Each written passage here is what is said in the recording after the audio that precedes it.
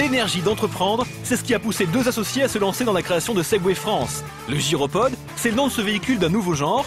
Il a été élaboré par la firme aux USA, truffé d'électronique. Il pourrait bien envahir nos villes du futur tant il est simple et pratique d'utilisation. Et c'est bien l'ambition de François, 33 ans, et de Bertrand, 40 ans. Créé en 2006, Segway France est une entreprise qui compte aujourd'hui 9 personnes.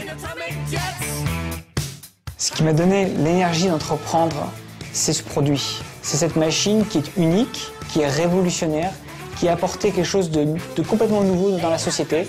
Et aujourd'hui, quand je monte encore sur le produit, je me régale et ça va durer encore, je pense, très longtemps.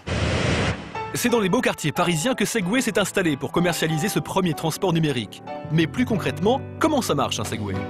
En fait, le principe d'équilibre, d'auto-équilibre dynamique du Segway, et donc cette nouvelle interface entre l'homme et le sol, c'est le principe du pendule inversé pour les ingénieurs. Pendule inversé, c'est ça, on a tous joué à ça à l'école. Voilà, 100 fois par seconde, là je fais beaucoup moins bien. Le Segway va, la machine, les ordinateurs qui sont à l'intérieur, les détecteurs, les gyromètres, les détecteurs d'horizontalité, etc., vont maintenir l'appareil vertical. Il faut 30 secondes pour savoir se servir d'un Segway. C'est bien ce qu'on va voir. Ces messieurs ont acheté 2 machines à usage privé. François va leur délivrer une petite formation. Entièrement intuitif, le Gyropod possède la distance de freinage la plus courte pour un véhicule 2 roues. Économique, la machine ne consomme qu'1 kW par heure pour une capacité de 40 km, soit 10 centimes d'euros par recharge. Dans sa version la plus complète, il atteint jusqu'à 20 km/h. Et après quelques secondes de prise en main, nos deux compères s'en sortent plutôt bien. C'est un véhicule électrique. C'est tout simplement le mode de transport le plus économique et le plus écologique par personne et par kilomètre. Le Segway, il est multiterritorial. Il va dans l'herbe, sur le béton, sur le trottoir, sur la route, sur les pistes cyclables, à l'intérieur, dans une salle, dans un salon, une convention, un appartement, un ascenseur, un couloir. Il va partout. Mais tout le monde ne l'entend pas de cette oreille. Le maire d'une petite commune du sud de la France a fait passer un arrêté municipal interdisant l'exploitation du Gyropod. Un entrepreneur qui comptait organiser des visites touristiques à Segway se retrouve bien dans l'embarras. Écoutez. Ce qui est aberrant, c'est que dans la ville circulent des quads, des skateboards. Oui, il a juste interdit, c'est... Oui, d'accord. Il a juste interdit les moyens de transport doux qui sont modernes et qui sont inconnus.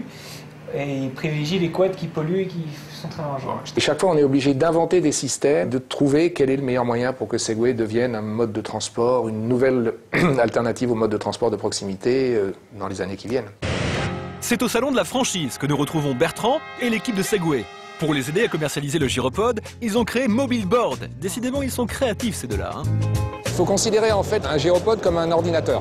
Si je vous vends un ordinateur tout seul, vous allez me dire mais qu'est-ce que je vais faire avec ? Mobile Board, c'est un software. C'est la machine est vendue à quelqu'un avec l'utilisation de cette machine et la manière d'en faire une exploitation rentable et intéressante. Un moyen de transport, la cible est forcément universelle. Ça s'adresse aux particuliers, ça s'adresse aux entreprises, ça s'adresse aux polices, aux administrations, ça s'adresse un petit peu à tout le monde. Aujourd'hui, nous, on a un produit qui est vert, qui consomme que très peu d'électricité. Nous attendons que le ministère des Transports, peut-être le ministère du Numérique, que le ministère de l'Écologie se penche sur le sujet, et aujourd'hui il ne s'y penche pas, pardon de le dire, et commence à donner sa place au Gyropod et surtout codifier son utilisation comme l'ont fait un certain nombre de pays européens ou ailleurs dans le monde. Nous avons rendez-vous avec l'expert François-Michel Gonod dans les bureaux de l'Assemblée nationale. Député de l'Oise, il est aussi le président d'Avenir Transport, une association de parlementaires à même de donner un début de réponse aux fondateurs de Segway France. Car vous l'aurez compris, le Gyropod semble poser quelques problèmes de législation tant il est nouveau dans notre quotidien.